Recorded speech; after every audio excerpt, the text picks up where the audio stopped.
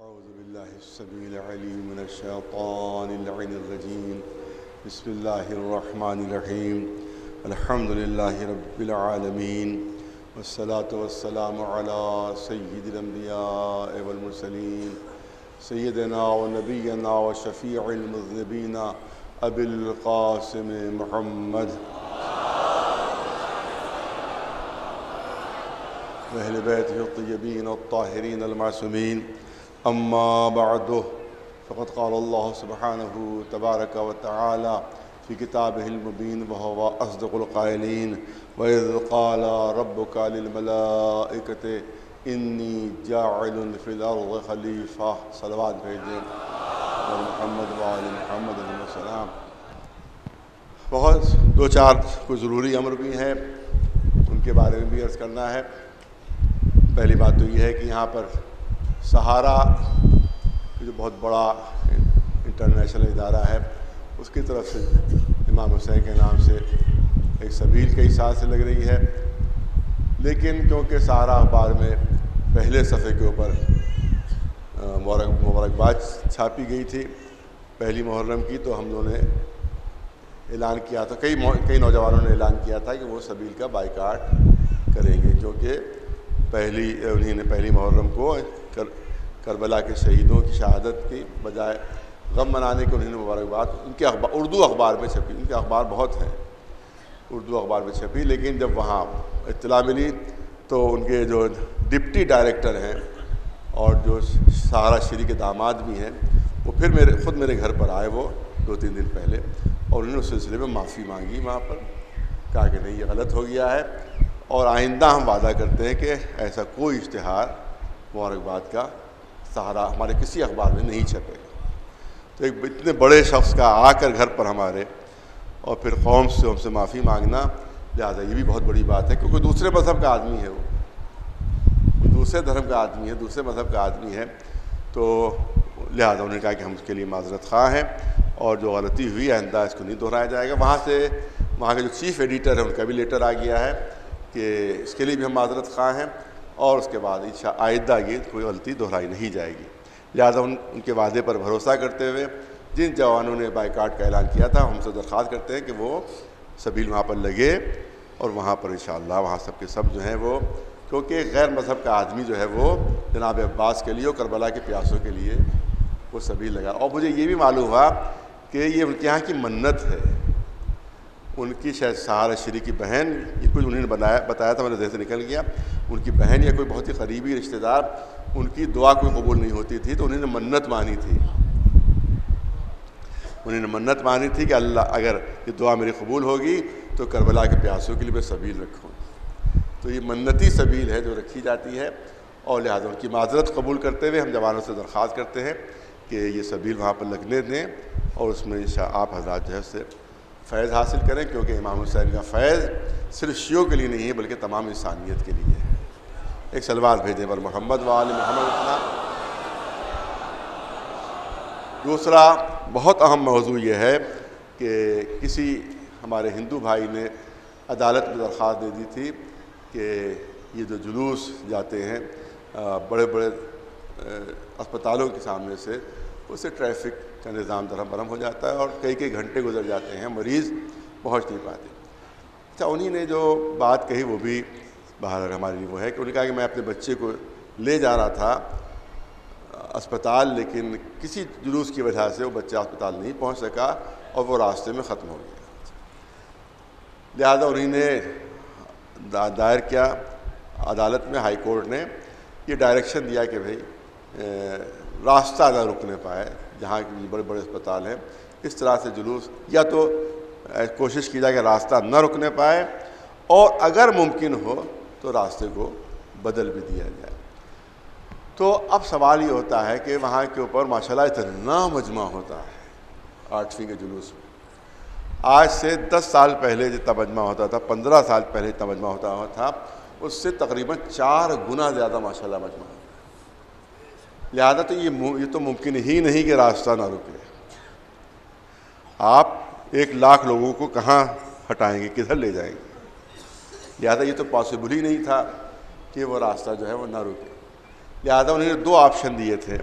حکومت کی طرف سے 2 آپشن ملے تھے۔ ایک آپشن یہ تھا کہ صرف ایک ڈیوائیڈر کی طرف جلوس چلے، سڑک کے ایک سائڈ میں جلوس چلے اور دوسری طرف ٹریفک کھلی رہے، اور دوسرا آپشن ان کا یہ کہ نہیں، پچھلا راستہ جو ہے یعنی آصفی امام باڑے کے سامنے سے جلوس گزرے، آصفی امام باڑے کے سامنے سے جلوس گزرے، اس کے بعد وہ نیبو پارک سے ہوتا ہوا پھر وکٹوریہ سیٹ کے اوپر وہ جلوس آ جائے۔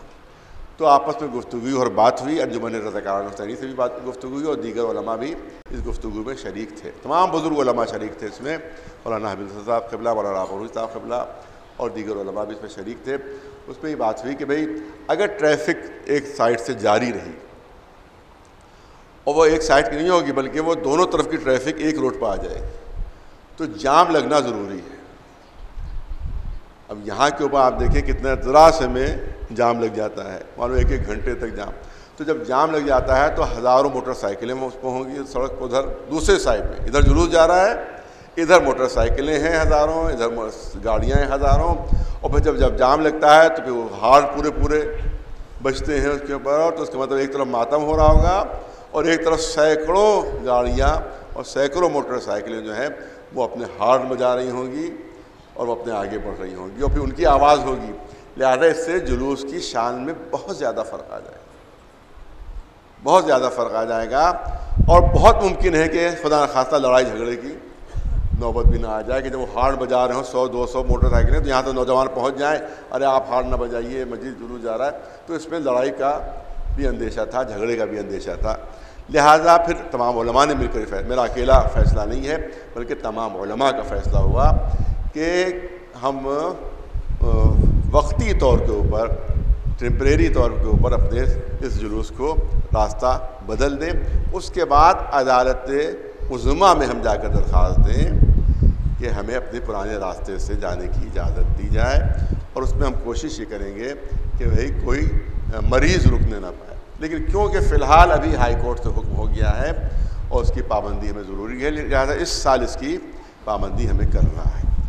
اور اس کے بعد کیونکہ انجمن رضاکاران حسینی ماشاء اللہ بڑے بڑے وکیل ہیں، اس کے صدر بھی جو ہیں وہ بھی وکیل ہیں، اس کے جنرل سیکریٹری بھی جو ہیں وہ بھی وکیل ہیں، اس کے جو نائب صدر ہیں وہ بھی وکیل ہیں، تو ماشاءاللہ سب وکلاء اس انجمن میں موجود ہیں، انجمن رضاکاران حسینی کے جو وہ علم اٹھاتی ہے۔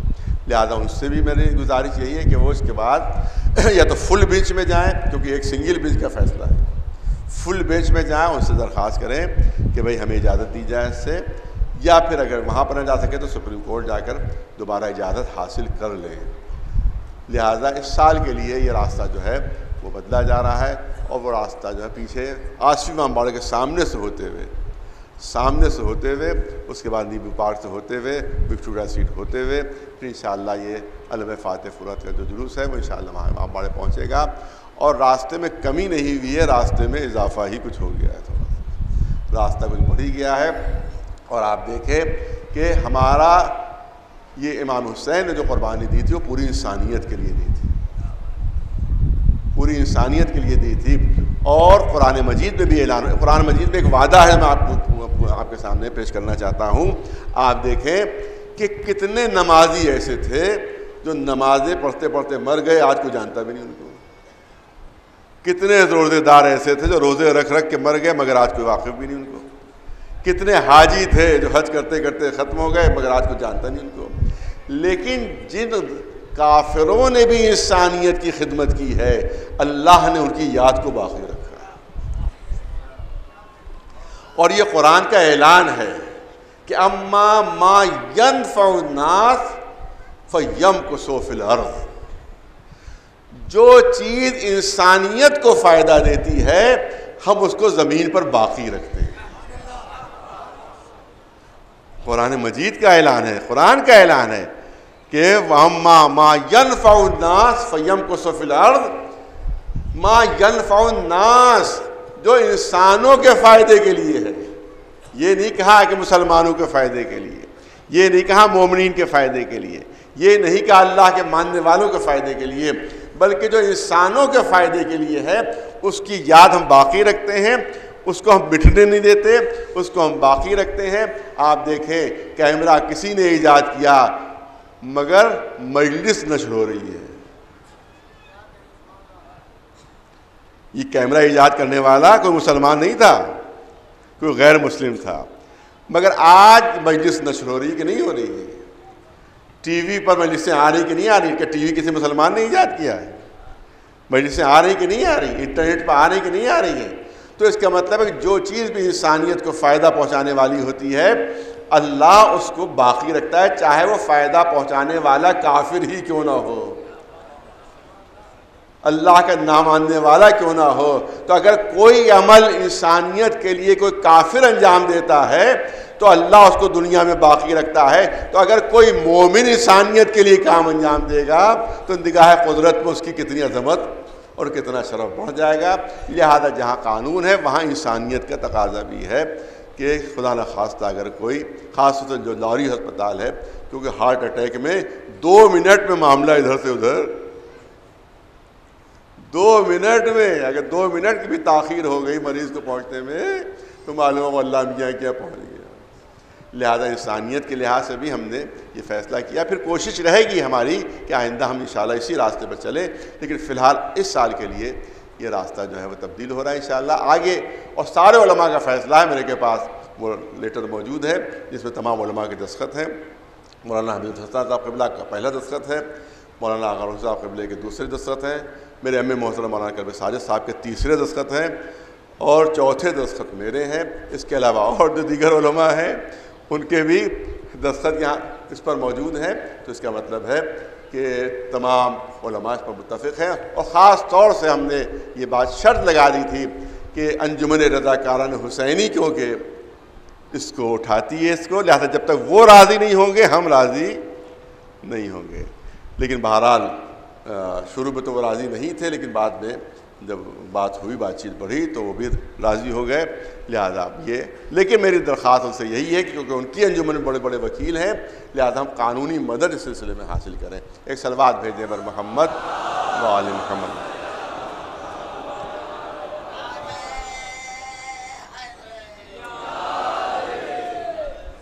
آج 7ویں مجلس ہو گئی اور ابھی تک میں نے کچھ پڑھا ہی نہیں. ابھی تک تو کوئی اصلی بات آپ کے سامنے پیش ہی نہیں ہو سکی. آئے کریمہ آپ کی نگاہوں کے سامنے ہے، مسلسل آپ حضرات تلاوت بھی فرماتے رہتے ہیں، سنتے بھی رہتے ہیں. وَإِذْ قَالَ رَبُّكَ لِلْمَلَائِكَةِ إِنِّي جَاعِلٌ فِي الْأَرْضِ خَلِيفَةً، میں زمین کے اوپر اپنا نائب، اپنا جانشین، اپنا خلیفہ بنانے والا ہوں. اس کے بعد شیطان نے دعویٰ اپنا پیش کیا، مگر شیطان کا دعویٰ قابل قبول نہیں ہوا. اس کو بزم سے نکال دیا گیا، اس کو بزم سے ہٹا دیا گیا. سوال یہاں پر یہ ہوتا ہے،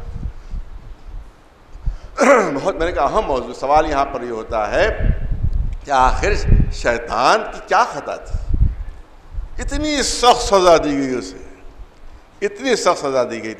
تو 2 بنیادی چیزیں ہیں جس کی وجہ سے شیطان کو بزم سے نکالا گیا. پہلی سزا تو یہ کہ اس نے توحید کے مقابلے میں، اللہ رحمانی توحید کے مقابلے میں شیطانی توحید کا نظریہ پیش کیا. نہیں، میں بہت توجہ چاہوں گا، ذرا لفظیں مشکل ہو گئی ہیں لیکن میں چاہتا ہوں کہ اس کی وضاحت ہو جائے. اللہ نے اعلان فرمایا کہ دیکھو میں تمہیں حکم دے رہا ہوں کہ تم اس کو سجدہ کرو، آدم کو سجدہ کرو. شیطان نے جواب میں کیا کہا کہ پالنے والے میں موحد ہوں، میں توحید کا ماننے والا ہوں، جو سر تیرے سامنے جھک چکا ہے وہ کسی اور کے سامنے نہیں جھکے گا. کتنی بڑی بات ہے! ارے اس سے بڑا موحد کون ہوگا؟ اس سے بڑا توحید کا ماننے والا کون ہوگا جو کہہ رہا ہے کہ تیرے علاوہ کسی کے سامنے میرا سر نہیں جھکے گا. جو سر تیرے سامنے جھک گیا وہ اب کسی اور کے سامنے نہیں جھک. اللہ کہہ رہا سجدہ کرو، توجہ چاہو، اللہ کہہ رہا سجدہ کرو آدم کو. شیطان کہہ رہا میں تیرے سامنے سر جھکا چکا ہوں، لہذا اب تیرے علاوہ میرا سر کہیں نہیں جھکے گا. کہ نکل جا بزم سے، چلا جا بزم سے. اتنی سخت سزا اس لیے دی گئی کہ اگر شیطان کو یہ سزا نہ ملتی تو یہ شیطان کا جو توحیدی نظریہ ہے وہ دوسروں کے لیے قابل قبول ہو جاتا. توجہ رہے، وہاں ایک رحمانی نظریہ تھا، ایک شیطانی نظریہ تھا۔ رحمانی نظریہ کیا ہے کہ مجھ کو سجدہ کرو اور جس کو میں حکم دے رہا ہوں، ارے توجہ ہے، جس کو میں حکم دے رہا ہوں اس کو سجدہ کرو۔ اور شیطانی توحید کیا تھی کہ تیرے علاوہ کسی کو نہیں مانوں گا، ارے توجہ ہے، تیرے علاوہ کسی اور کو نہیں مانوں گا، تیرے علاوہ کسی اور کو نہیں مانوں گا۔ تو اب یہاں اگر کوئی یہ کہتا ہوا نظر آئے کہ اللہ کے علاوہ ہم کسی اور کو نہیں مانیں گے تو سمجھ لیجئے کہ یہ رحمانی توحید کا ماننے والا نہیں ہے بلکہ شیطانی توحید کا ماننے والا ہے۔ ایک صلوات بلند آواز سے بر محمد والا۔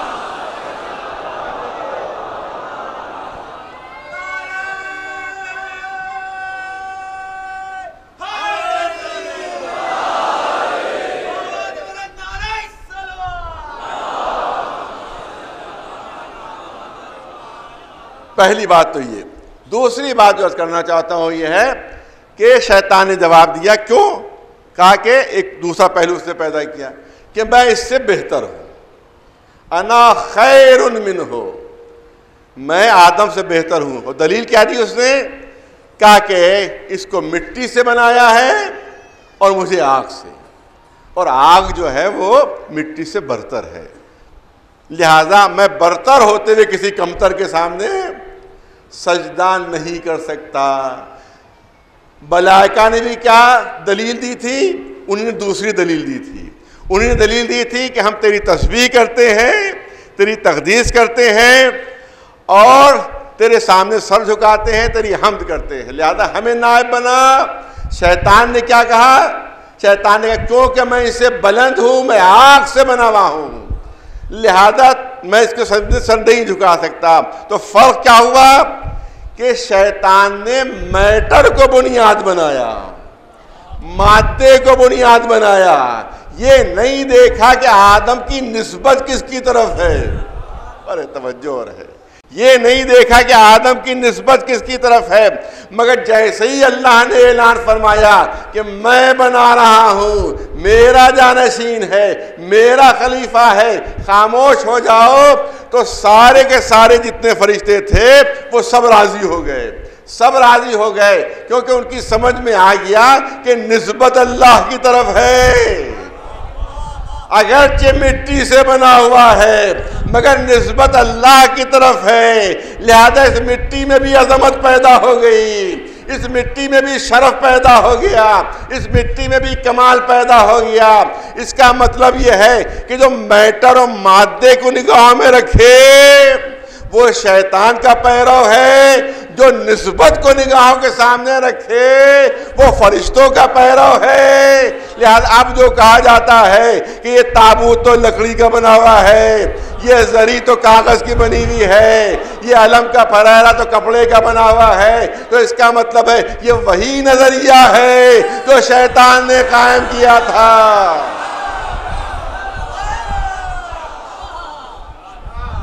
یہ وہی نظریہ جو شیطان نے قائم کیا تھا کہ آدم مٹی کے بنے ہوئے ہیں، لہذا میں کیسے سجدہ کروں؟ یہ کہتے ہیں کہ لکڑی کا بنا ہوا ہے، ہم کیسے چوم لیں؟ کاغذ کا بنا ہوا ہے، کیسے چوم لیں؟ مگر فرشتے سمجھ گئے کہ میٹر سے عزت نہیں ہوتی ہے، نسبت سے عزت ہوتی ہے۔ ایک صلوات بھیج دے بلند آواز سے بر محمد وآل محمد۔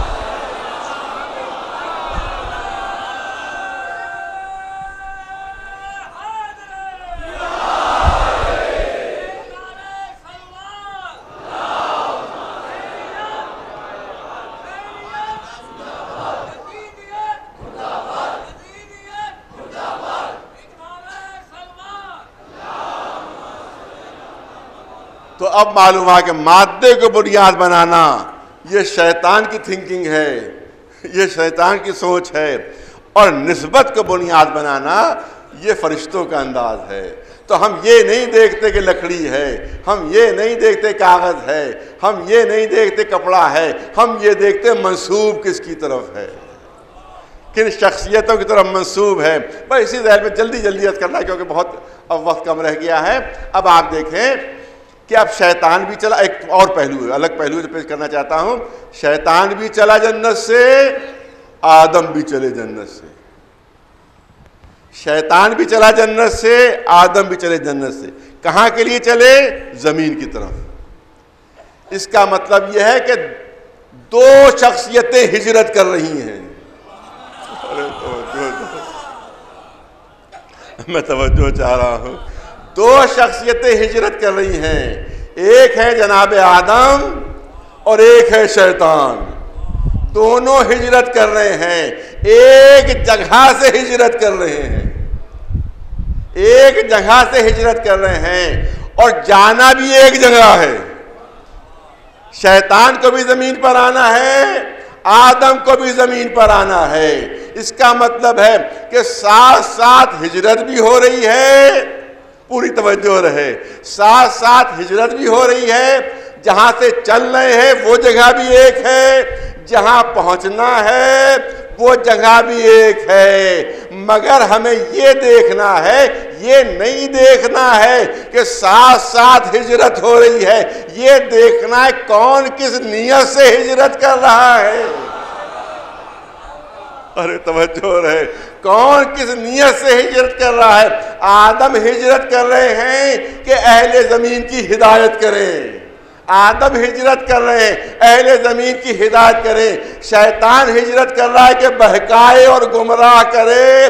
تو یہ نہ دیکھنا تاریخ میں کہ ساتھ ساتھ ہجرت کون کر رہا ہے، یہ دیکھنا کس نیت سے ہجرت ہو رہی ہے. ایک صلوات بھیج دے بلند آواز سے بر محمد.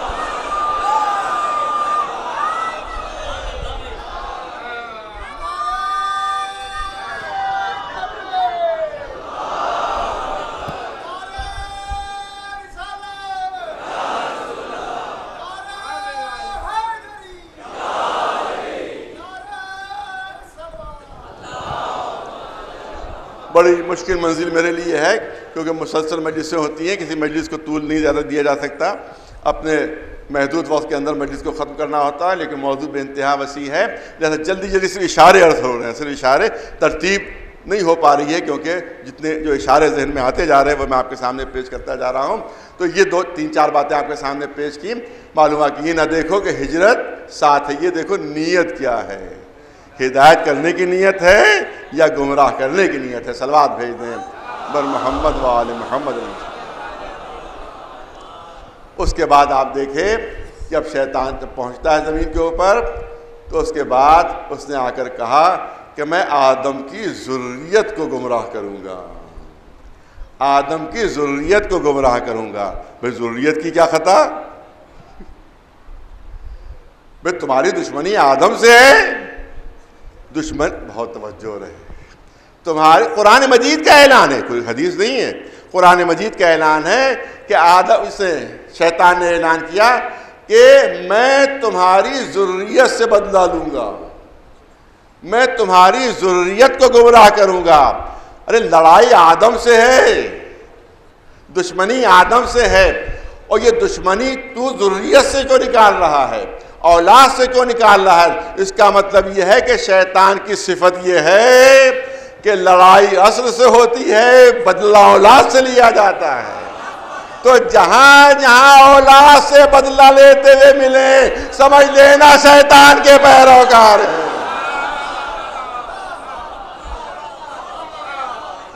ایک صلوات بلند آواز سے بر محمد و آل محمد.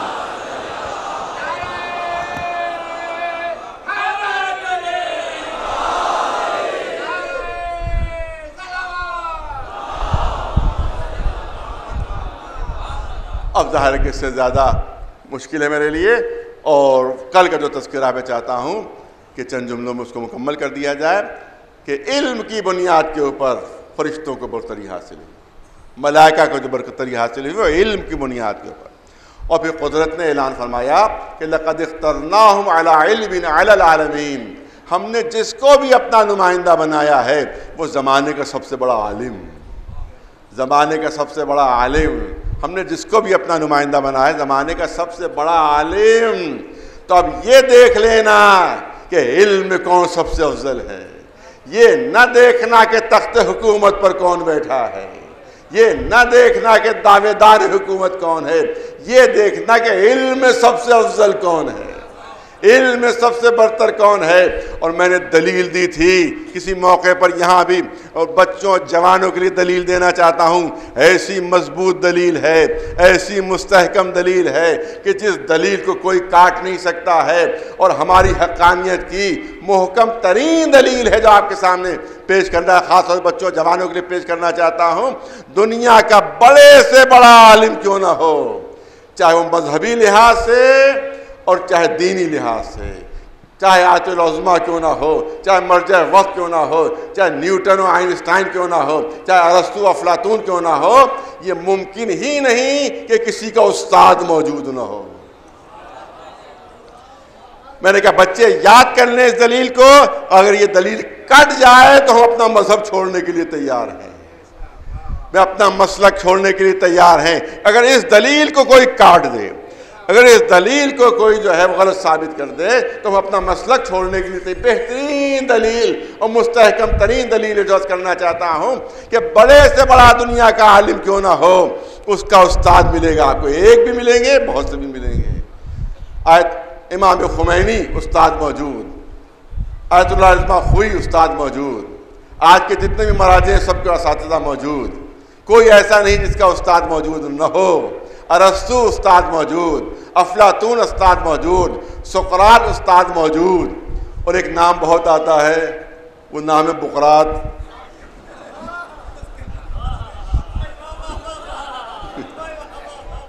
ایک نام بہت آتا ہے بقراط، بچے کی زبان پر نام ہے، لیکن میں بچوں کو بتا دوں کہ بقراط کا تاریخ میں کوئی وجود نہیں ہے. بقراط کا ہسٹری میں کوئی وجود نہیں ہے. لیکن مجھے کہنے کی اجازت دیجئے کہ تاریخ میں تو بقراط کا کوئی وجود نہیں، مگر ہر محلے میں 2-4 بقراط ضرور مل جائیں. ایک صلوات بلند آواز سے پر محمد وآل محمد. سقراط استاد موجود، ارسطو استاد موجود، افلاطون استاد موجود. کوئی ایسا بڑے سے بڑا دنیا کا عالم نہیں، چاہے جتنا ہی بڑا عالم کیوں نہ ہو، مگر استاد موجود ہے. لیکن صرف ایک سلسلہ ایسا ہے علم کا، صرف ایک سلسلہ ایسا علم کا، پورے چیلنج کے ساتھ بات ہو رہی ہے کہ صرف ایک سلسلہ علم ایسا ہے کہ جس کے شاگرد تو ہزاروں مل جائیں گے مگر استاد ایک بھی نہیں ملے گا. اور وہ سلسلہ محمد و آل محمد علیہ السلام ہے. صلوات بھیج دے. ابن خلدون جیسے متعصب مورخ نے یہ جملے لکھ دیے ہیں جو آپ کے سامنے پیش کرنا چاہتا ہوں. اس نے جملے لکھے ہیں کہ جو سلسلہ سند اہل بیت نے قائم کیا وہ کوئی قائم نہیں کر سکا. جو اہل بیت نے سلسلہ سند قائم کیا وہ کوئی قائم نہیں کر سکا. بہت بڑا عالم، اگرچہ مخالف اہل بیت ہے، مگر اس نے بعد اس کے جملے لکھے ہوئے ہیں. اس نے کہا جو سلسلہ سند یہاں ملتا ہے وہ کہیں نہیں ملتا. کسی سے پوچھئے کہ آپ کو علم کہاں سے حاصل ہوا تو وہ کسی صحابی رسول کا نام بتائے گا، کوئی کسی صحابی رسول کا نام بتائے گا، کوئی زوجہ رسول کا نام بتائے گا، کوئی تابعی کے بتائے گا، کوئی تبع تابعی کے بتائے گا. ہر ایک جو ہے وہ الگ الگ سورس بتائے گا، الگ الگ سرچشمہ بتائے گا. کوئی کسی صحابی کا نام لے گا، کوئی کسی صحابی کا نام لے گا، کوئی کسی زوجہ رسول کا نام لے گا، کوئی کسی تابعی کا نام لے گا، کوئی کسی تبع تابعی کا نام لے گا. مگر اس سلسلے میں جب کسی سے پوچھا کہ آپ کو یہ علم کہاں سے ملا، وہ کہے گا مجھ سے میرے باپ نے بتایا. اس سے پوچھا آپ کو کہاں سے ملے گا، کہا اس میں سے میرے باپ نے بتایا. ان سے پوچھا، انہیں کہا مجھ سے میرے باپ نے. یہاں تک سلسلہ پہنچ جائے گا مولا کائنات علی ابن ابی طالب تک. آپ کو علوم کہاں سے حاصل ہوئے؟ ہاذما زقنی رسول اللہ ہے، زقن زقا. یہ علوم وہ ہیں جو رسول نے مجھے بھرائے ہیں. اے رسول آپ کو یہ علم کہاں سے ملے؟ کہا جبریل لے کر آئے تھے. اے جبریل کہاں سے لا رہے ہو؟ بارگاہ الہیہ سے لے کر آ رہا ہوں. تو جو سلسلہ سند قرآن مجید کا ہے وہی سلسلہ سند اہل بیت کا ہے. ایک صلوات بلند آواز سے پر محمد والی.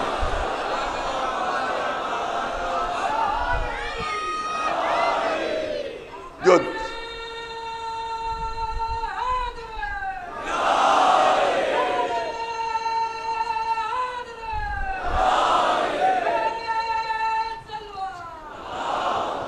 جو دوسرے مسلکوں کے امام ہیں وہ ہمارے اماموں کے شاگرد ہیں.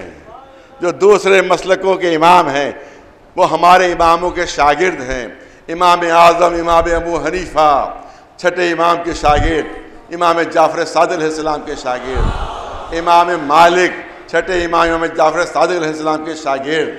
اس کے بعد امام شافعی ہیں، وہ شاگرد ہیں امام محمد کے، وہ شاگرد ہیں امام ابو حنیفہ کے.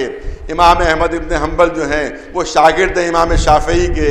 امام شافعی شاگرد ہیں امام محمد کے. امام محمد شاگرد ہیں امام ابو حنیفہ کے. اور امام ابو حنیفہ شاگرد ہیں ہمارے چھٹے امام امام جعفر صادق علیہ السلام کے. اس کا مطلب ہے کہ یا براہ راست شاگرد ہے یا کچھ واسطوں سے شاگرد ہے. اب یہاں پر جمعے میں نے بات کہی تھی تو یہاں پر دہرانا چاہتا ہوں. کچھ وہاں پر اہل سنت بھی آ جاتے ہیں جمعے میں کبھی کبھی. آج سے 12-14 سال اور سے 4 سے پہلے کی بات ہے. جمعے کی نماز تمام ہوئی، خطبہ تمام ہوا تو 2-3 اہل سنت وہ آئے، کہا کہ بڑا اچھا آپ نے خطبہ دیا ماشاءاللہ سب کچھ، لیکن یہ بتائیے کہ آپ جو ہے آپ کے مطلب کی بنیاد کیا ہے، آپ کے مذہب کی بنیاد کیا ہے، آپ ہمارے جو ائمہ ہیں ان کو کیوں نہیں مانتے؟ تو ہم نے کہا کہ آپ پوری تاریخ اٹھا کر دیکھ ڈالیے کہ آپ کے جتنے بھی امام ہیں وہ سب ہمارے امام کے شاگرد ہیں.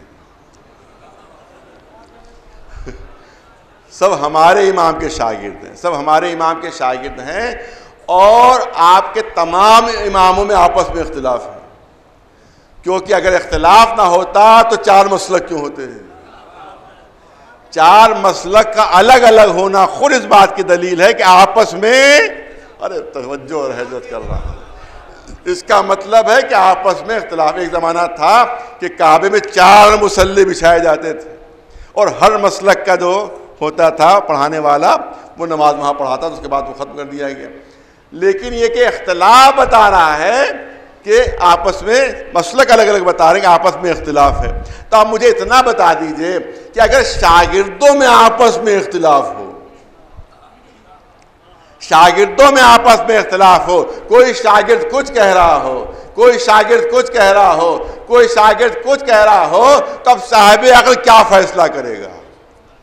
ہر صاحب عقل کیا فیصلہ کرے گا؟ جب شاگرد الگ الگ باتیں کر رہے ہوں تو ہر صاحب عقل فیصلہ یہ کرے گا کہ جب شاگردوں میں اختلاف ہے تو چلو استاد کی خدمت میں چلتے ہیں، چلو استاد کے پاس چلتے ہیں. تو ہم نے بھی یہی فیصلہ کیا. جب شاگردوں میں اختلاف دیکھا تو استاد کے دروازے پر پہنچ گئے. استاد کا نام ہے امام جعفر صادق علیہ السلام. ایک سلوات بھیجے مولانا.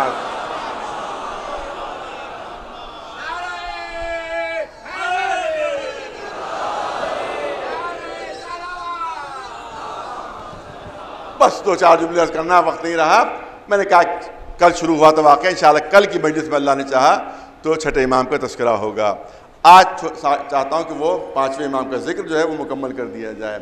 یہ خصوصیت یہ ہے 5ویں امام کی کہ رسول اللہ نے ان کو سلام کہلوایا ہے جناب جابر کے ذریعے سے. جناب جابر سے کہا کہ اللہ تم کو اتنی طویل عمر دے گا کہ تم 5ویں محمد کی زیارت کرو گے، اور جب اس کی زیارت کرنا تو میرا اسے سلام کہہ دینا. جناب جابر بہت بوڑھے، بہت بزرگ، 4تھے امام کے دروازے پر پہنچے. دیکھا ایک چھوٹا سا بچہ کھڑا ہوا ہے، 5 برس کے سن کا ایک بچہ کھڑا ہوا ہے. جیسے ہی بھی چہرے پر نگاہ پڑی چہرہ رسالت یاد آ گیا. جابر کو رسول اللہ کا چہرہ یاد آ گیا. پوچھا میاں صاحبزادے آپ کا نام کیا ہے؟ کہ میرا نام ہے محمد. ارے توجہ رہے، میرا نام ہے محمد. اور یہ چونک گئے کہ شہزادے ذرا سا کچھ چل کر دکھائیے، ذرا کچھ آگے چل کر دکھائیے. وہ چھوٹا سا 5 برس کا بچہ، 5 برس کا بچہ چند قدم آگے چلے. کہا کچھ پیچھے ہٹ کر دکھائیے. چند قدم پیچھے چلے. بے ساختہ جابر کی زبان پر آیا کہ ہاذہی شبیہۃ رسول اللہ. ارے چہرہ بھی رسول سے مل رہا ہے، چال ڈھال بھی رسول سے مل رہی ہے. ایک صلوات بھیج دے مولانا آواز پر محمد وآل محمد. بہت توجہ، ابھی جابر کی بات مکمل ہی ہوئی تھی کہ اس 5 برس کے بچے نے کہا اے جابر وہ امانت تو مجھ تک پہنچائیے جو رسول اللہ نے آپ سے کہی تھی، وہ سلام تو مجھ تک پہنچا دیجئے کہ آپ کو سلام کہلوایا ہے آپ کے جد نے، ایک صلوات بھیجے بر محمد و آل محمد۔ اسی لیے ہم ان کے ساتھ رضی اللہ نہیں لگاتے ہیں بلکہ علیہ السلام لگاتے ہیں، کیونکہ یہ وہ ہیں کہ جن کو رسول نے سلام کہلوایا ہے، ایک صلوات بھیجے بر نواز۔ بس سنیے، میں نے کہا زیادہ وقت نہیں ہے۔ اس کے بعد اب جناب جابر کم از کم سن 100 برس کا، اس سے زیادہ کسی بھی تاریخ میں ملتا ہے۔ بس آخری جملے، کم از کم سن 100 برس کا، سامنے بیٹھ گئے زانو ادب طے کر کے، کس کے؟ 5 برس کا ایک ظاہر بچہ جو ہے۔ اس کے بعد فرماتے ہیں اے آقا مجھے کچھ درس دیجئے، اے آقا مجھے کچھ تعلیم دیجئے۔ بہت توجہ رہے جہاں جہاں آواز جا رہی ہے، اے آقا مجھے درس دیجئے، اے آقا مجھے کچھ تعلیم دیجئے۔ 100 برس کا صحابی، 5 برس کا معصوم امام، ارے توجہ چاہ رہا ہوں، 100 برس کا صحابی، 5 برس کا معصوم امام، وہ 100 برس کا صحابی معصوم امام سے کہہ رہا جس کا کل 5 برس کا سن کہ مجھے کچھ تعلیم دیجئے، مجھے کچھ تعلیم دیجئے۔ میں تو سمجھتا ہوں کہ جابر تعلیم حاصل بھی کرنا چاہتے تھے اور دنیا کو تعلیم دینا بھی چاہتے تھے، تعلیم حاصل بھی کرنا چاہتے تھے، دنیا کو تعلیم دینا بھی چاہتے تھے، اور دنیا کو یہ تعلیم دینا چاہتے تھے کہ صحابیت کتنی ہی بزرگ کیوں نہ ہو جائے، صحابیت کتنی ہی بزرگ کیوں نہ ہو جائے، لیکن جب امام معصوم کا سامنا ہوگا تو استاد کی حیثیت سے نہیں شاگرد کی حیثیت سے آنا ہوگا۔ ایک صلوات بھیجے بر نواز بر محمد والے۔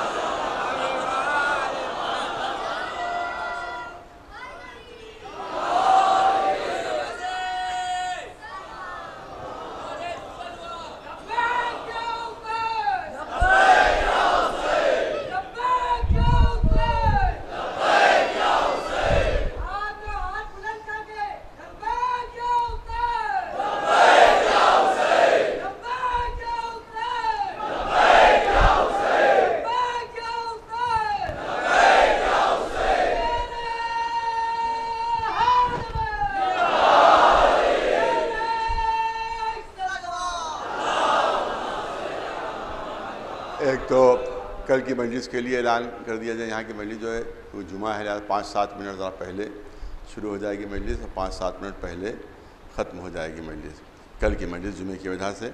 تو کل کی مجلس کے لیے اعلان۔ دوسرا یہ اعلان ہے کہ یہی امام زمانہ علیہ السلام کا جو ٹرسٹ ہے اس پہ الحمدللہ کل میری بات کا اثر ہوا اور لوگوں نے زیادہ توجہ دی، لیکن میں سمجھتا ہوں کہ کل کے مجمع میں اور آج کے مجمع میں دگنے کا فرق ہے۔ یہی ہے کہ 6 تاریخ سے 7 تاریخ کے مجمع جو ہوتا ہے جسٹ ڈبل ہو جاتا ہے، دگنا ہو جاتا ہے، کیونکہ آج سارے کاروبار آج سے بند ہو جاتے ہیں، تو دگنے سے زیادہ مجمع 7 سے شروع ہو جاتا ہے۔ تو یہاں مجمع زیادہ دگنا ہے، تو انشاءاللہ جو جتنا کل آیا تھا اس سے آج انشاءاللہ دگنا آنا چاہیے۔ لہذا گزارش ہے کہ اس سلسلے میں آپ حضرات توجہ فرمائیں، نور ہدایت کی طرف توجہ فرمائیں۔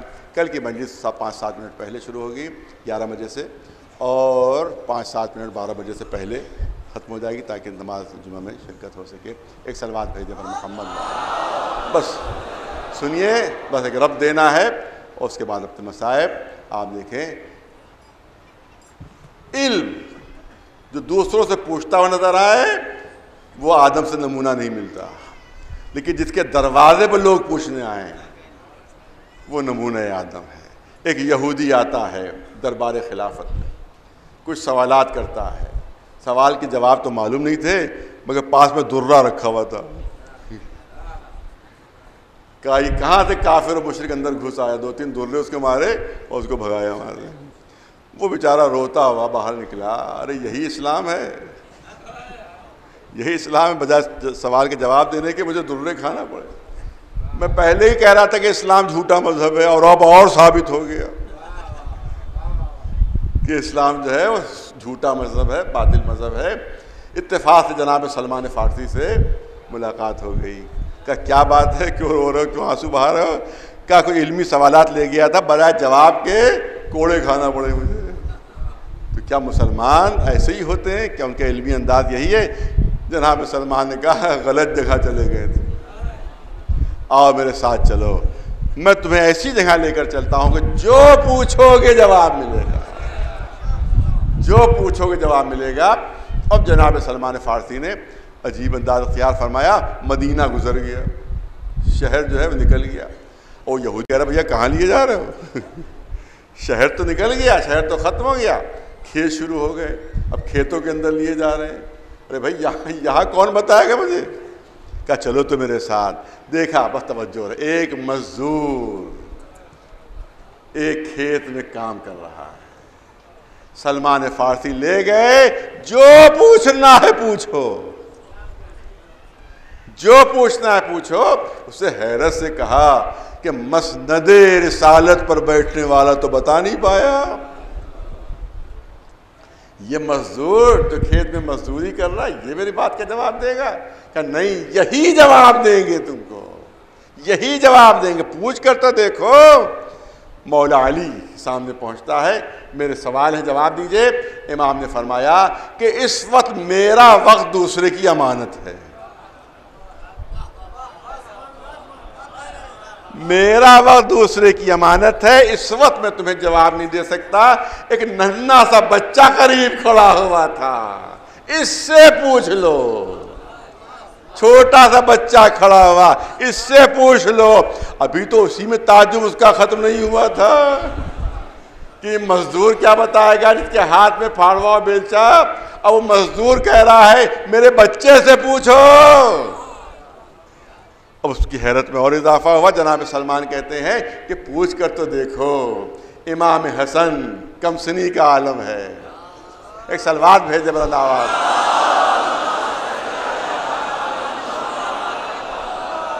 کمسنی کا عالم ہے، مولا کے پہلو میں کھڑے ہوئے۔ یہودی جب سلمان فارسی نے بہت اصرار کیا تو یہودی پہنچا، کہا کہ میرے کچھ سوالات ہیں۔ اب سنیے تاریخ میں جو جملے درج ہیں جو امام حسن نے ارشاد فرمایا کمسنی کے عالم میں کہ یہودی یہ بتا کہ سوالات تو خود بیان کرے گا یا میں بیان کروں؟ ایک سلوات بھیجے وطن ہوا۔ جو سوال تجھ کو پوچھنا ہے وہ تو بیان کرے گا یا میں بیان کروں؟ اب اس کی سمجھ میں آیا کہ کہاں آیا ہوں میں، کس کے پاس آیا ہوں، کہ آپ بیان کیجئے۔ اور وہ سوالات نہیں بیان کرنا ہے کہ بہت تفصیل ہو جائے گی، ایک ایک کر کے وہ سوال کرتا جاتا ہے اور مولا جو ہے وہ سوال بتاتے جاتے ہیں اس کو۔ تجھے یہ پوچھنا ہے، کہاں یہ دے، سن لے جواب یہ ہے۔ تو یہ پوچھنا چاہتا ہے، کہاں میرا سوال یہی ہے، کیا اس کا جواب یہ ہے۔ پھر تمام سوالات کے جواب کے بعد کہا کہ اب آخری سوال یہ ہے، وہی آخری سوال بیان کرنا ہے۔ آخری سوال تیرا یہ ہے کہ کون 10 چیزیں ایسی ہیں جو ایک دوسرے سے زیادہ سخت اور طاقتور ہیں۔ یہ تو سوال کرنا چاہتا ہے کہ ہاں آخری سوال میرا یہی ہے۔ تو کہا جواب سن لے کہ پتھر بہت سخت ہے مگر اس سے طاقتور لوہا ہے کہ جو اس پتھر کو توڑ دیتا ہے، جو اس پتھر کو توڑ دیتا ہے۔ اور لوہا بہت مضبوط اور طاقتور ہے مگر لوہے سے زیادہ طاقتور آگ ہے جو اس لوہے کو پگھلا دیتی ہے، جو اس لوہے کو پگھلا دیتی ہے۔ اور آگ میں بہت طاقت ہے مگر آگ سے زیادہ طاقت پانی میں ہے کہ جو اس آگ کو بجھا دیتا ہے۔ پانی میں بہت طاقت ہے مگر پانی سے زیادہ طاقتور وہ ابر ہے جو اس پانی کو لے کر چلتا ہے۔ اور ابر میں بہت طاقت ہے مگر ابر سے زیادہ طاقتور وہ ہوا ہے کہ جو ابر کو اپنے دوش پر لے کر جاتی ہے۔ اور اس ہوا میں بہت طاقتور ہے، بہت طاقت ہے مگر اس ہوا سے طاقتور وہ ملک ہے جو اس ہوا کو چلاتا ہے۔ اس ملک میں بہت طاقت ہے، مگر اس ملک سے طاقتور وہ ملک الموت ہے جو اس ملک کو موت دے گا۔ ملک الموت میں بہت طاقت ہے، مگر ملک الموت سے زیادہ طاقتور امر الہی ہے کہ جو ملک الموت کو موت دے گا وہ نحن صاحب الامر، ہم وہ اس امر کے مالک ہیں۔ ایک صلوات بھیج دے بلند آواز۔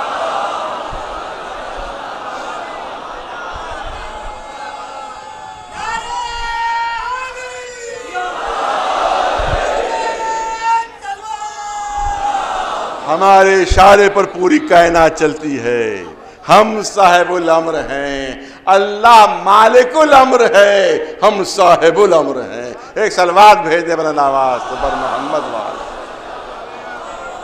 ہاں یہ اشارہ کریں تو چاند دو ٹکڑے ہو جائے، یہ اشارہ کریں تو سورج پلٹ آئے، یہ اشارہ کریں تو مردے زندہ ہو جائیں، یہ اشارہ کریں تو دریا الٹے بہنے لگیں، یہ اشارہ کریں تو دریاؤں میں راستے بن جائیں۔ یہ صاحب الامر ہیں، لیکن صاحب الامر ہوتے ہوئے بھی پیاسے ہیں، صاحب الامر ہوتے ہوئے بھی بھوکے ہیں۔ یہ کیوں؟ کیونکہ جو مالک الامر ہے اس کی مشیت یہی ہے، جو مالک الامر ہے اس کی مصلحت یہی ہے کہ اس امر کا استعمال نہ ہو، ورنہ ممکن تھا کہ حسین کے بچے پیاسے رہے۔ عام طور سے مشہور یہ ہے کہ 7 محرم سے پانی بند ہوا، مگر میرا اندازہ یہ ہے کہ 7 محرم سے پانی بند نہیں ہوا تھا، 7 محرم کی صبح سے پانی ختم ہوا، ورنہ پانی 4 محرم سے بند ہو گیا تھا۔ 4 محرم سے فرات پر پہرے بیٹھ گئے تھے، لیکن 7 محرم کی صبح وہ صبح تھی کہ جب ہر خیمے میں پانی کا ذخیرہ ختم ہو گیا تھا۔ اسی لیے 7 محرم کی روایت ہے، 7 محرم کی روایت ہے کہ جناب زینب ننھے سے علی اصغر کو لیے ہوئے ہر خیمے میں جا رہی تھی۔ اے بیویوں، اگر کوئی پانی کا ایک آدھ قطرہ رہ گیا ہو تو اس بچے کو پلا دو، یہ بچہ بہت پیاسا ہے، ایسا لگتا ہے کہ اس کا دم نکل جائے گا۔ تمام بیویوں نے فریاد کی، شہزادی پانی کا ایک قطرہ بھی خیموں میں ہمارے باقی نہیں ہے۔ تصور کیجئے جب 7 محرم کو جناب زینب فرما رہی ہیں کہ اگر تھوڑی دیر اس بچے کو پانی نہ ملا تو اس کا دم نکل جائے گا، تو یہ بچہ 10 محرم کو کتنا پیاسا ہو۔ بس آج کا دن وہ دن ہے، کیونکہ دنوں کی تقسیم ہوئی ہے، آج کا دن وہ دن ہے جب ہم امام حسن کو پرسا دیتے ہیں۔ نہیں، امام حسن کو پرسا ہے اور امام حسین کو بھی پرسا ہے۔ امام حسن کو بیٹے کا پرسا ہے اور حسین کو بھتیجے اور داماد کا پرسا ہے۔ اب ظاہر کہ بہت زیادہ طویل مصاحب کا وقت نہیں ہے۔ جناب قاسم گھر خیمے کے گوشے میں سر جھکائے بیٹھے ہوئے ہیں۔ جناب ام فروہ قریب آتی ہے، قاسم ارے اس وقت خیمے میں بیٹھنے کا وقت ہے، سب میں تم نے کیا وعدہ کیا تھا کہ چچا پر جان نچھاور کر دوں گا، تم کیا خیمے میں بیٹھے ہوئے ہو؟ کیا تلواروں کی جھنکاروں سے ڈر گئے؟ کیا موت سے ڈر گئے؟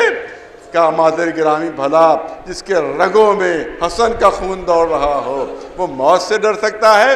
مگر میں کیا کروں، جب بھی چچا کی خدمت میں جاتا ہوں مرنے کی اجازت مانگتا ہوں، چچا مرنے کی اجازت نہیں دیتے۔ اس وقت جناب ام فرما نے یاد دلایا، اے قاسم جب تم بہت کم سن تھے، تمہارے بابا کی شہادت کا وقت تھا، دنیا سے رخصت ہو رہے تھے، تو انہوں نے تمہارے بازو پر ایک تعویذ باندھ دیا تھا اور مجھ سے کہا تھا کہ دیکھو جب بہت سخت وقت پڑے تو اس تعویذ کو کھول کر دیکھ لینا۔ اب اس سے زیادہ سخت وقت اور کیا ہو سکتا ہے کہ حسین آقا مرنے کی اجازت نہیں دے رہے ہیں۔ اب جو وہ تعویذ کھولا گیا تو اس میں امام حسن کی تحریر تھی، اے قاسم میں کربلا کے میدان میں موجود نہ ہوں، میری طرف سے میری نیابت میں اپنے چچا پر اپنی جان نچھاور کر دینا۔ اب جناب قاسم خوشی خوشی دوڑتے ہوئے پہنچے اے چچا دیکھیے بابا کی وصیت ہے، اے چچا دیکھیے بابا کی وصیت ہے۔ امام حسین نے بازو تھاما، خیمے کے اندر لے گئے، فرمایا فاطمہ کبریٰ کہاں ہے؟ اے قاسم جہاں تمہیں وصیت ہے وہاں مجھے بھی وصیت تھی کہ میں اپنی بیٹی کے ساتھ تمہارا عقد پڑھ دوں، لہذا عقد پڑھا گیا۔ فاطمہ کبریٰ دلہن بنی ہوئی بیٹھی ہیں۔ روایت کہتی ہے کہ اسی وقت کسی پہلوان نے آواز دی، کوئی ہے جو میرے مقابلے پر آئے، کوئی ہے جو میرے مقابلے پر آئے۔ قاسم تلوار ٹیک کر اٹھے، دلہن نے دامن تھاما، اے قاسم ہم نے تو ابھی تو ایک دوسرے کو دیکھا تک نہیں،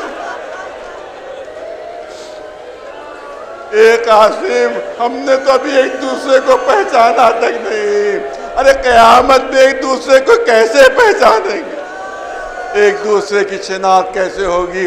روایت کہتی ہے قاسم نے اپنی آستین پھاڑی اور اپنی دلہن کو دی کہ اس کو اپنے پاس رکھ لو، اس کے ذریعے سے میدان حشر میں ہم ایک دوسرے کو پہچان لیں گے۔ ہاں امام حسین نے گھوڑے پر سوار کیا جناب قاسم کو۔ قاسم اتنے کم سن تھے کہ خود سے گھوڑے پر سوار نہیں ہو پاتے، لہذا امام حسین نے خود سوار کیا۔ اس کے بعد روایت کہتی ہے کہ پیر اتنے چھوٹے چھوٹے تھے کہ دونوں رکابوں میں ایک ساتھ نہیں آئے، لہذا صرف ایک رکعت پر زور دیتے ہوئے اس کے بعد جیسے ہی آگے بڑھے امام حسین نے گریبان چاک کر دیا جناب قاسم کا، جناب قاسم کا گریبان چاک کر دیا۔ اے آقا یہ گریبان کیوں چاک کر رہے ہیں؟ تو شاید جواب دیں کہ گریبان چاک ہونا عرب میں یتیمی کی نشانی۔ ارے اگر حسن کا لختے جگر سمجھ کر رحم نہ کرو تو ایک یتیم سمجھ ہی کے اس پر رحم کرو۔ جناب قاسم نے حملہ کیا۔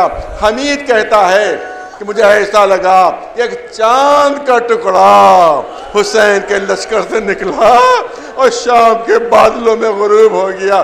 عزادار مجھے یہ بتائیے جو دشمن کی نگاہوں میں چاند ہو وہ ماں کی نگاہوں میں کیا؟ بس تفصیلی مصائب کا موقع نہیں ہے۔ جناب قاسم صفوں پر صفیں توڑتے ہوئے آگے بڑھتے چلے جا رہے ہیں، آگے بڑھتے چلے جا رہے ہیں، یہاں تک کہ عمر سعد کے قریب پہنچ گئے۔ اس ملعون کو خطرہ محسوس ہوا کہ کہیں یہ بچہ مجھ پر حملہ نہ کر دے۔ پہلو میں ایک زبردست پہلوان کھڑا ہوا تھا، جہاں کہتا وہ عمر سعد کہ جاؤ اور اس بچے کی ماں کو اس کے غم میں رلاؤ۔ وہ ملعون جھومتا ہوا چلا مگر بڑا بزدل تھا، سامنے آنے کے بجائے آقا کی پشت پر پہنچا، تلوار بلند کی۔ ارے کاش کوئی چاہنے والا موجود ہوتا جو آقا کو ہوشیار کر دیتا، آقا آپ کی پشت پر قاتل آ گیا ہے۔ بھرپور تلوار کا وار پڑا، قاسم تیورا کر زمین پر گرے، آواز دی اے چچا مدد کیجئے، اے چچا مدد کیجئے۔ حسین غیظ کے عالم میں آگے بڑھے، سامنے قاتل قاسم نظر آیا، تلوار سے قاسم کے سر کا خون ٹپک رہا تھا۔ آقا نے اس پر حملہ کیا، اس نے اپنا ہاتھ بلند کیا، اس کا ہاتھ کٹ کر زمین پر گرا۔ اس کے بعد چاہتے تھے آقا کہ اسے قتل کرے، اس نے فوج والوں کو مدد کے لیے پکارا، اے فوج والوں مجھے حسین کے ہاتھوں سے بچا لو، مجھے حسین کے ہاتھوں سے بچا لو۔ ادھر فوج چلی کہ قاتل قاسم کو بچائے، ادھر حسین آگے بڑھے کہ اس کو قتل کر دے۔ عزادارو عجیب غضب ہو گیا، عجیب غضب ہو گیا۔ تاریخ کہتی ہے کہ ادھر کے گھوڑے ادھر کے گھوڑے ادھر، درمیان میں جس میں قاسم، جب بھی کوئی گھوڑا قریب آتا تھا قاسم آواز دے دیتے اے چچا مدد کیجئے، اے چچا مدد کیجئے۔ ہاں عزادارو سنیے، آپ دیکھیں کوئی اس اذیت کا تصور نہیں کر سکتا جو جناب قاسم کو محسوس ہوئی ہوگی۔ کیونکہ عالم احتضار کے لیے شریعت کا حکم ہے کہ اگر کسی کی سانس اکھڑ چکی ہو، اگر کسی کا دم نکل رہا ہو تو شریعت کا حکم یہ ہے کہ ہاتھ بھی اگر رکھو تو بہت آہستہ سے رکھو، کیونکہ اگر جس پر انگلی بھی رکھ دو گے تو جس کا دم نکل رہا ہو، جس کی سانس اکھڑ چکی ہو، اسے ایسا لگے گا کہ پہاڑ ٹوٹ پڑا۔ تو اگر کسی کا دم نکل رہا ہو تو انگلی بھی آہستہ سے رکھو، ورنہ اسے بڑی اذیت اور تکلیف محسوس ہوگی۔ تو آپ تصور کیجئے کہ قاسم کی سانس اکھڑ چکی ہے، دم نکلنے والا ہے، اور گھوڑوں کی ٹاپوں سے جس میں قاسم پامال ہو رہا ہے، تو اب اس ننھے شہزادے کو کتنی اذیت محسوس ہو رہی ہوگی، اس کا کوئی تصور بھی نہیں کر سکتا۔ بس عزادارو، حسین سرہانے پہنچے ہیں۔ ایک روایت یہ ہے کہ قاسم کی لاش اس طرح سے اٹھائی کہ سینے سے سینہ ملا ہوا تھا، پیر زمین پر خط دیتے جاتے تھے، اور لا کر لاش کو گنج شہیدہ میں رکھا۔ مگر ایک دوسری روایت بھی ہے جو میں نے کبھی یہاں اس مجلس میں پڑھی ہے، آج اسی روایت کو آپ کے سامنے پیش کرنا چاہتا ہوں۔ دوسری روایت بھی ہے، روایت بہت سخت ہے، مگر کم از کم بچوں کو معلوم تو ہو کہ کربلا والوں پر کیسے کیسے مظالم کے پہاڑ ٹوٹے ہیں۔ دوسری روایت اس طرح سے ہے کہ جب امام حسین میدان میں پہنچے تو قاسم کی لاش نظر نہیں آئی۔ اے قاسم کہاں ہو؟ جواب نہیں ملا۔ اے قاسم کہاں ہو؟ جواب نہیں ملا۔ روایت کہتی ہے حسین ایک بلندی پر پہنچے، بلندی پر پہنچ کر آواز دی، اے قاسم، امام وقت کی حیثیت سے میں تمہیں آواز دے رہا ہوں، مجھے جواب دو، تم کہاں ہو؟ روایت کہتی ہے کہ قاسم کی لاش کے ٹکڑے فضا میں بلند ہوئے۔ چچا، گھوڑوں کی ٹاپوں نے جسم کو ٹکڑے ٹکڑے کر دیا۔ حسین کربلا کی زمین پر بیٹھے، دوش سے ابا اتاری، قاسم کے لاش کے ٹکڑے کربلا کی زمین سے جمع کرنا شروع کیے۔ ابا میں رکھتے جاتے ہیں، جمع کرتے جاتے ہیں، ابا میں رکھتے جاتے ہیں۔ ابا کو تہہ کیا، وہ ابا اپنے سر پر رکھی، وہ ابا اپنے سر پر رکھی جس میں قاسم کے جسم کے ٹکڑے پہنچے خیموں میں۔ ام فروا کہاں ہے؟ قاسم کی ماں کہاں ہے؟ قاسم کی ماں آتی ہے، اے ام فروا، تمہارا بیٹا شہید ہو گیا، تمہارا بیٹا مارا گیا۔ فروا نے کہا کہ میں نے اسی لیے پالا تھا اسے کہ آپ کے اوپر قربان ہو جائے وہ، لیکن آقا ایک بات کا جواب دے دیجئے، ایک بات کا جواب دے دیجئے۔ کیا پوچھنا چاہتی ہو؟ کیا میرے بچے سے کوئی خطا ہو گئی تھی؟ کیا میرے بچے سے کوئی قصور ہو گیا تھا؟ کہ یہ کیوں پوچھ رہی ہو؟ کہ آقا آپ سب کی لاشیں لے کر آئے مگر میرے بچے قاسم کی لاش نہیں لائے، یہ سننا تھا۔ اے زینب قریب آ جاؤ، اے ام کلثوم قریب آ جاؤ، ماں کے بازو سنبھال لو۔ ایک طرف سے ام کلثوم، ایک طرف سے زینب، ماں کے بازو سنبھالے، ارے سر سے ابا اتاری، اب جو ابا کھولی قاسم کے لاش کے ٹکڑے ابا کے اندر موجود۔ اے میرے لال، گھوڑوں کی ٹاپوں نے تیرے جسم کو ٹکڑے ٹکڑے